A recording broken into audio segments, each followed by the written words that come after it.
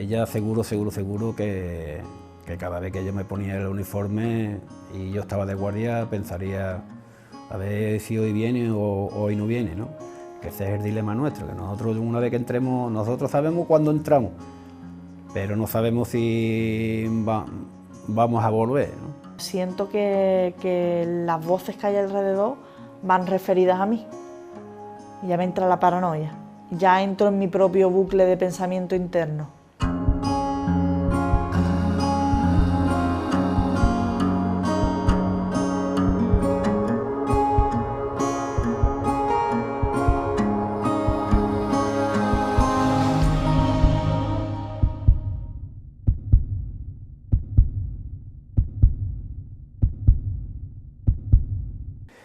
Me llamo Rafael Pérez Chávez y actualmente soy jefe de parque de bomberos de Conil y Tres Caminos. Mi historia comienza en el 86. En el año 86 un compañero me dijo que si me podía meter de voluntario con él, un compañero y amigo mío. Me dijo que si quería meterme a voluntario en bomberos, y yo le digo, bueno, pues venga, vamos a ver. Yo en aquel momento tenía 21 años y a través de mi compañero me enganché a lo que es bombero, que yo en principio no quería ser bombero, lo que le estaba comentando, que yo en principio no tenía pensamiento de ser bombero. Mi objetivo era hacer servicio militar, que en aquel momento había que hacer servicio militar, y hacer las oposiciones para la policía local, que mi padre era policía local, y un hijo pues lo que quiere hacer es igual que el padre, y entonces yo estaba que quería hacer policía local, pero a raíz del compañero con el compañero pues nada, empecé a hacer guardia, echamos los papeles en protección civil. Ya te digo, en el año 86, y echamos los papeles y empecé a hacer guardia como voluntario.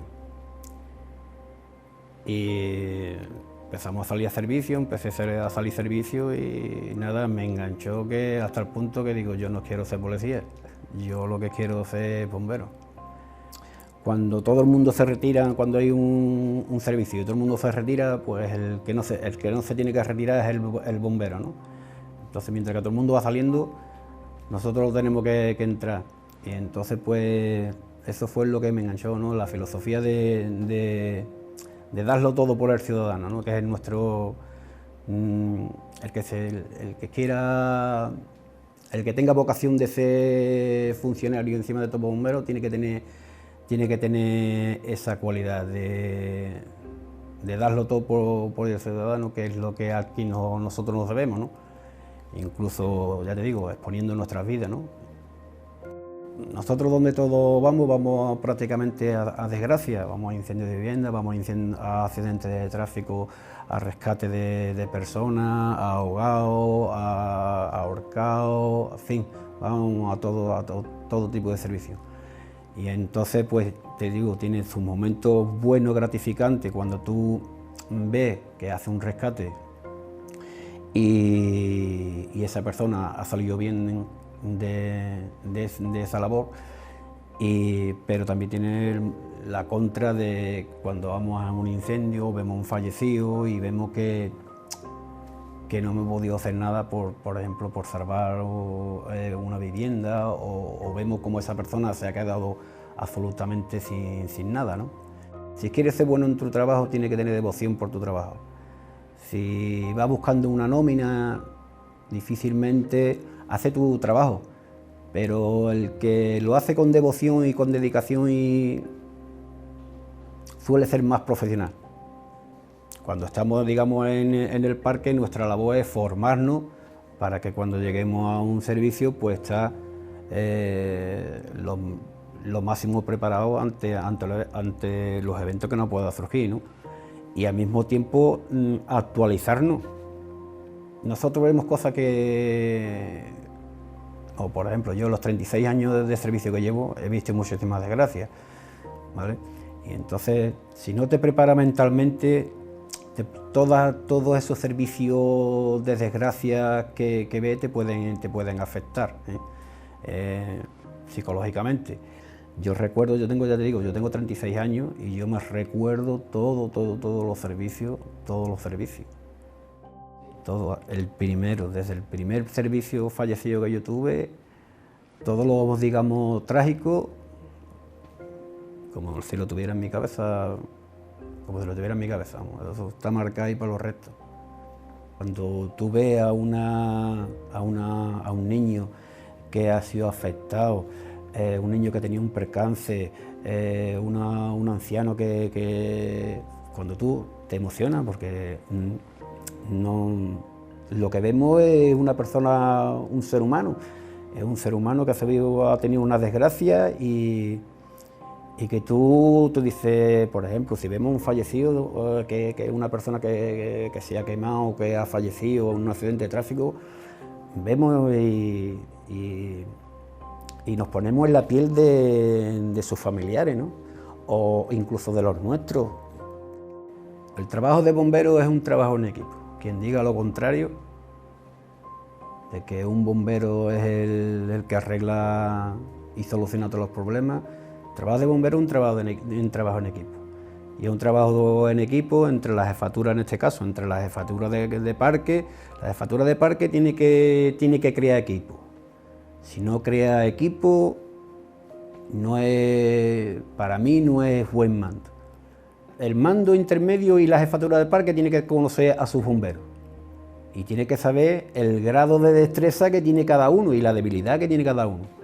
Entonces, porque vamos a ver, todos los bomberos no son buenos en todo. Entonces, por ejemplo, en técnica de rescate, algunos hay más que tienen más destreza y más destreza que otros, y hay otros que son más buenos en accidentes de tráfico, en cómo partir un coche, en cómo descarcelar a una víctima, y es mucho mejor que ese que le faltaba esa técnica, ¿no?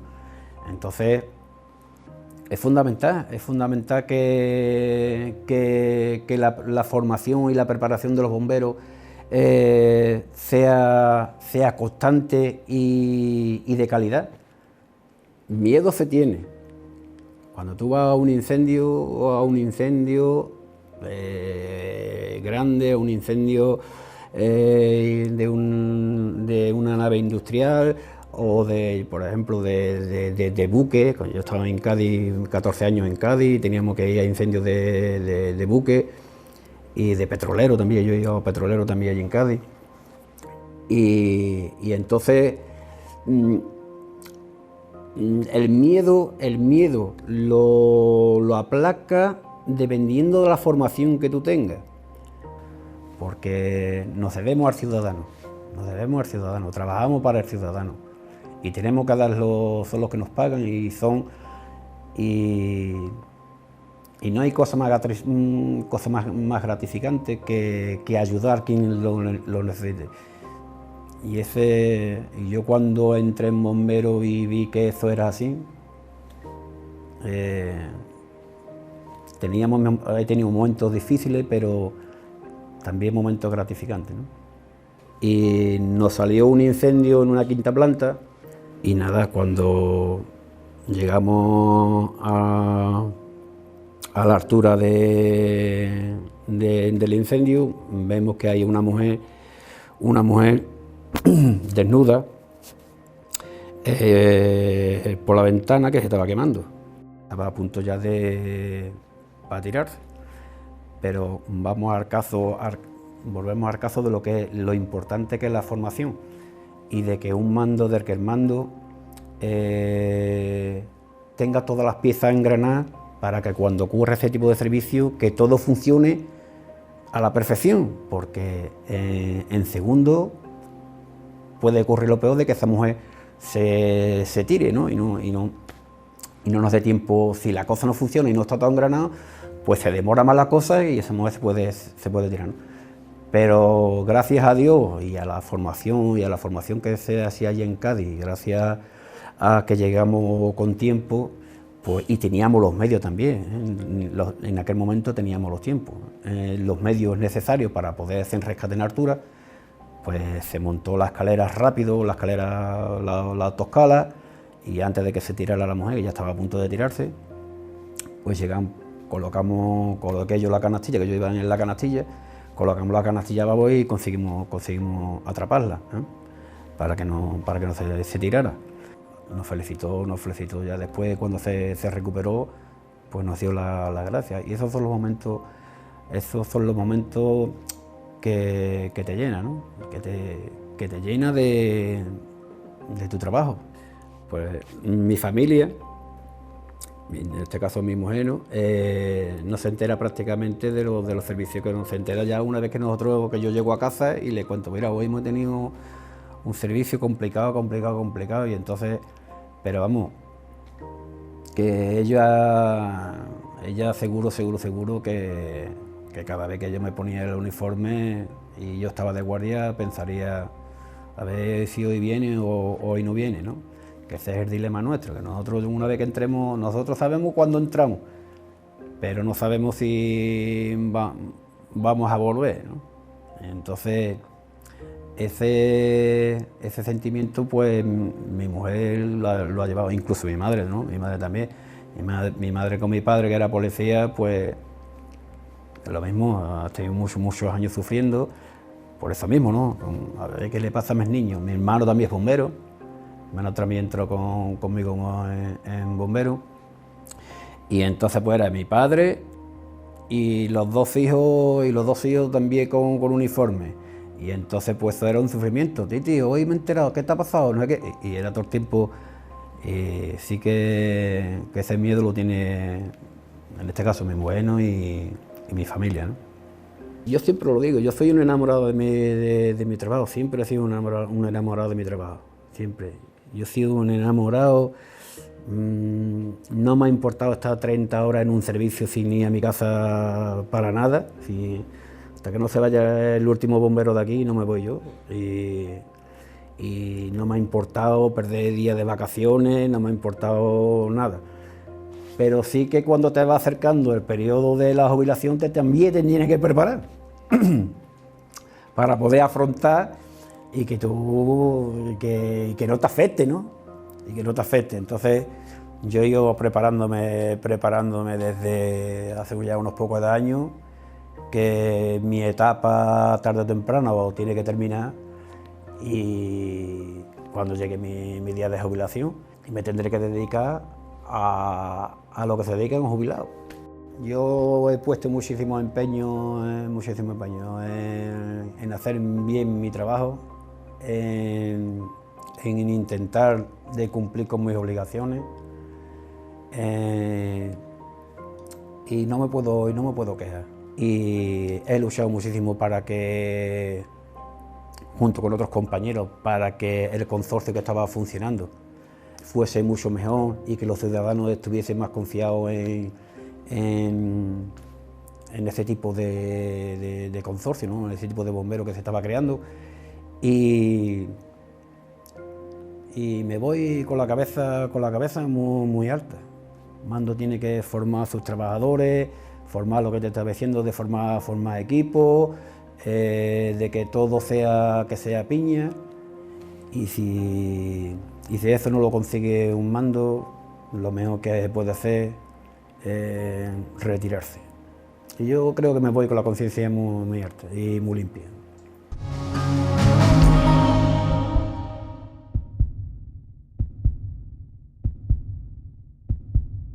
Hola, soy Laura Marín y con 25 años sufrí un brote psicótico.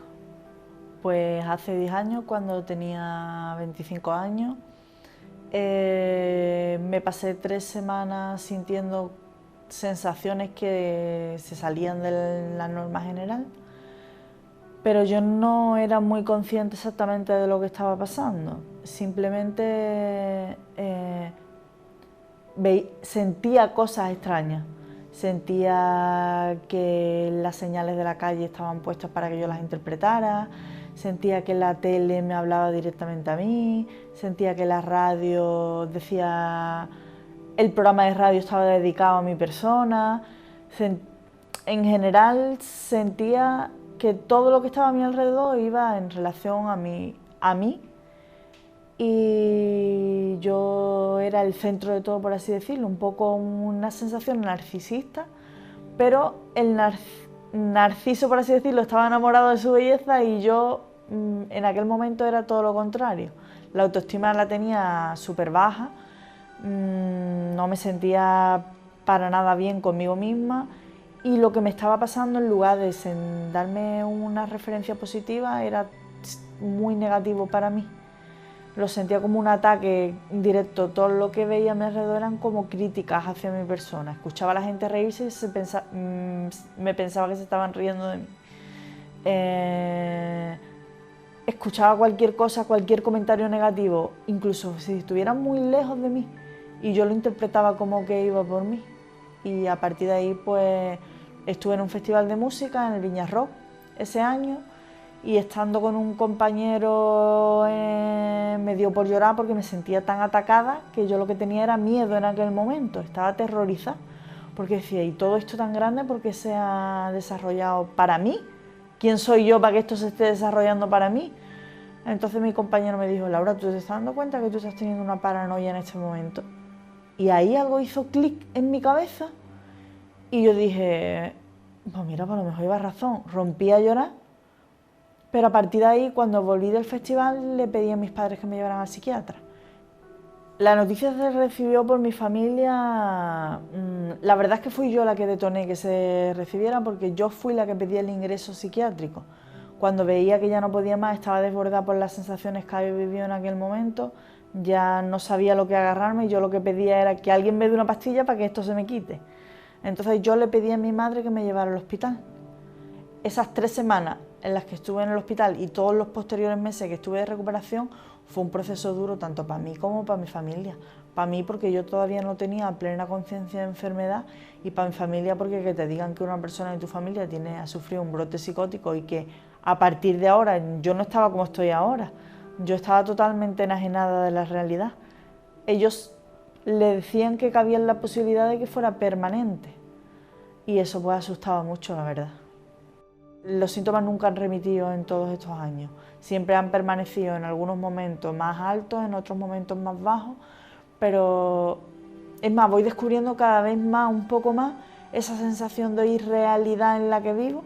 Convivo como en 2 líneas de pensamiento, una en la que trabajo en mi día a día, que es la funcional, en la que yo estoy pensando, en la que estoy comiendo, en la que estoy trabajando, en la que estoy hablando con la gente normal, y otra línea de pensamiento simultánea a la vez, en la que mi mente va como corriendo por sí sola y tengo una mirada que incluso cuando eso me pasa, la mirada me cambia, porque me conecto con otra cosa que no sé lo que es, en realidad es una enfermedad, pero yo no sé lo que es en ese momento, que es como que me va dando señales sobre la vida. Al principio me atemorizaba, ahora lo vivo de otra manera, lo vivo como señales que tengo que ir interpretando positivamente, y a la vez me voy diciendo a mí misma, oye, que no lo tienes que interpretar así, que esto es consecuencia de la enfermedad.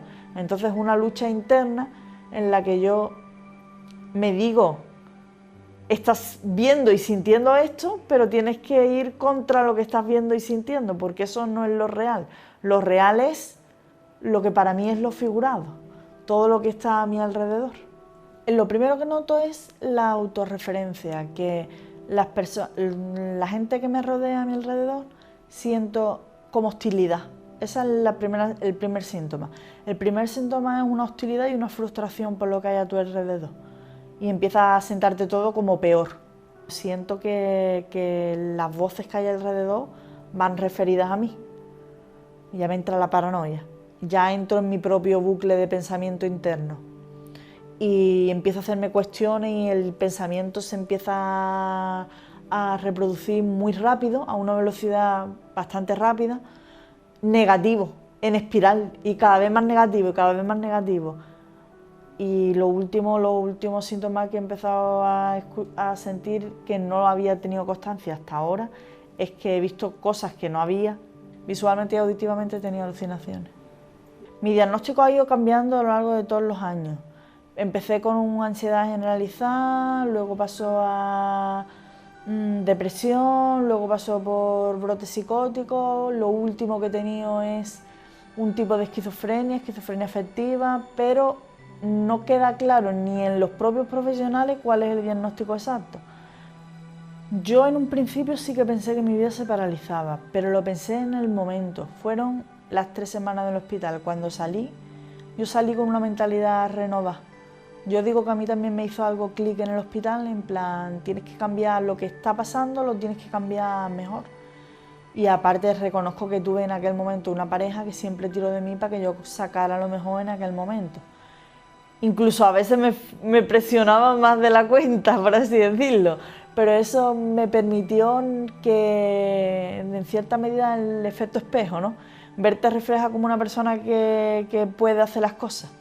Y eso es lo que a mí me gustaría transmitirle a todo el mundo hoy a través de las cosas que hago, que porque tengas un momento de base, un momento problemático en la vida, no quiere decir que toda tu vida vaya a ser de ese mundo, el sentimiento de esperanza.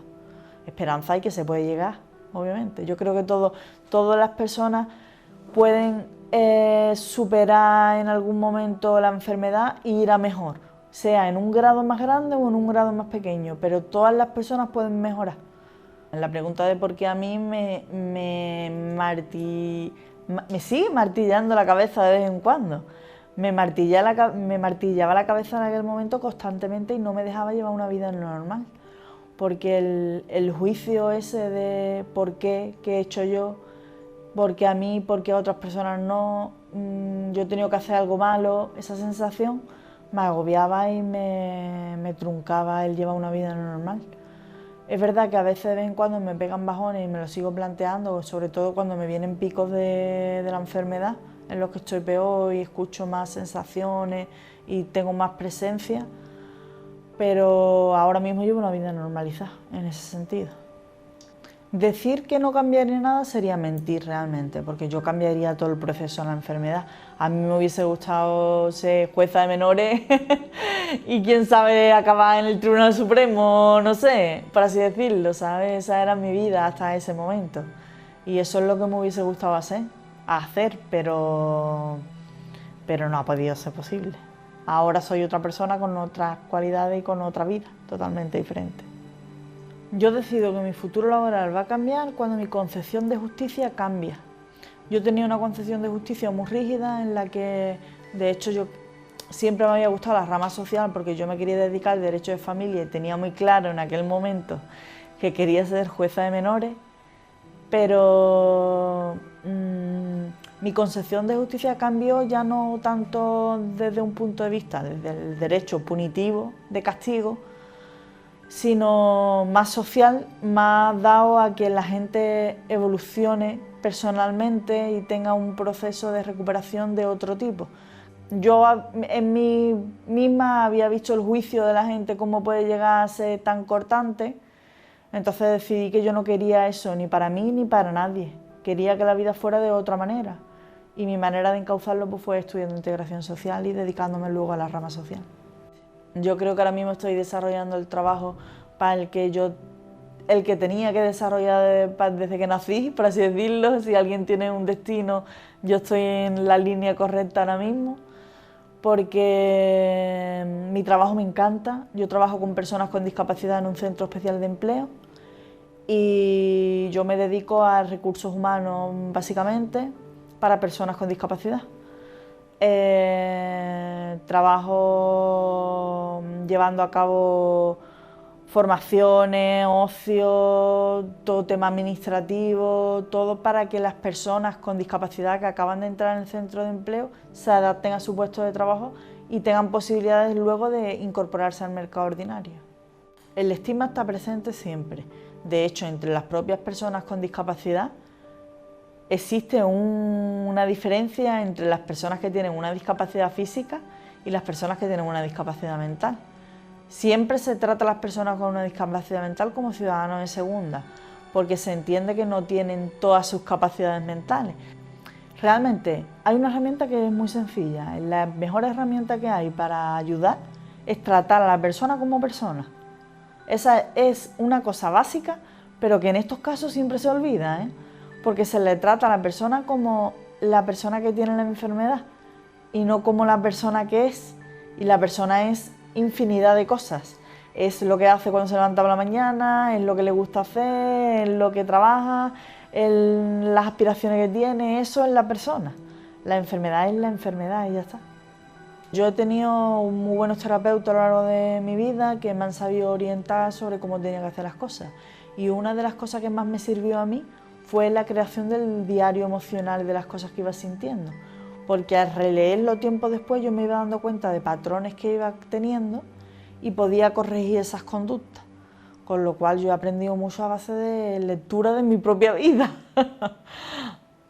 El proyecto del libro llevaba en mi mente mucho tiempo. Al principio iba a ser otra cosa totalmente diferente, pero conforme fueron pasando los años pensé que yo no quería exactamente contar tanto lo que había vivido en el proceso de enfermedad, aunque es importante y los síntomas están ahí y le puede servir a mucha gente para conocer las primeras alertas de que algo no está yendo bien, quería que fuera algo más positivo que negativo. Entonces intenté reunir las herramientas que a mí me habían servido para salir de los procesos de bache. Me visualizaba escribiendo algo, pero no tenía ni idea de que se iba a desarrollar como se ha desarrollado. A mí siempre me ha gustado mucho la literatura, yo era una persona que leía un montón de libros de fantasía sobre todo. Y la poesía también me gustaba. Entonces yo escribía mis pequeños poemitas y mis cosas y yo siempre pensé que iba a sacar algo relacionado con eso, no con lo que ha terminado siendo.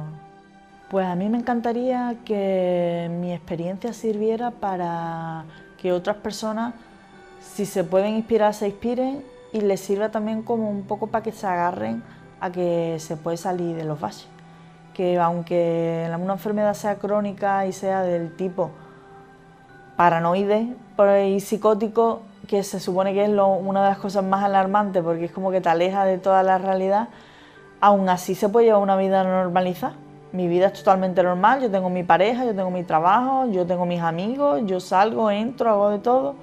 Que a lo mejor tengo episodios en los que estoy un poco peor, pues sí, pero controlándote, tomándote. Hay gente que no está de acuerdo con esto, pero yo, por ejemplo, sí que recomiendo farmacología en los momentos en los que hace falta. Entonces, tomándote tu medicación, yendo a tus revisiones, se puede llevar una vida normal como un diabético tiene diabetes, por ejemplo, exactamente igual. Yo creo que la labor de las asociaciones y de todo el movimiento de salud mental ahora mismo es impresionante y muy necesario, porque aún sigue el estigma presente en la sociedad y porque hay muchísima buena labor dentro de estas organizaciones, de gente muy preparada que sabe perfectamente cómo tiene que desarrollar su trabajo para que la gente se recupere de una caída gorda hasta estar mejor. Y aparte no solamente ya por el proceso de recuperación, sino por el proceso social, porque uno de los principales problemas cuando te encuentras con una enfermedad así es que te aíslas. Entonces, conocer gente que tiene la misma problemática que tú siempre ayuda y suma para comprender por qué estás en ese proceso. Nadie mejor que otra persona que ha pasado por lo mismo te puede entender.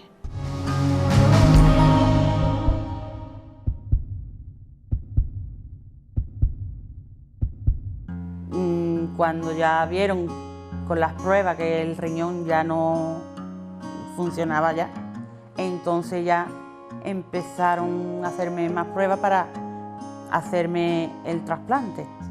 Y muchas veces, a mí me han dado muchas ganas de decirle a las madres que se tomaran 5 minutos de su vida en explicarle a sus hijos cómo jugar con el mío, porque yo estoy haciendo unos esfuerzos enormes y mi hijo también.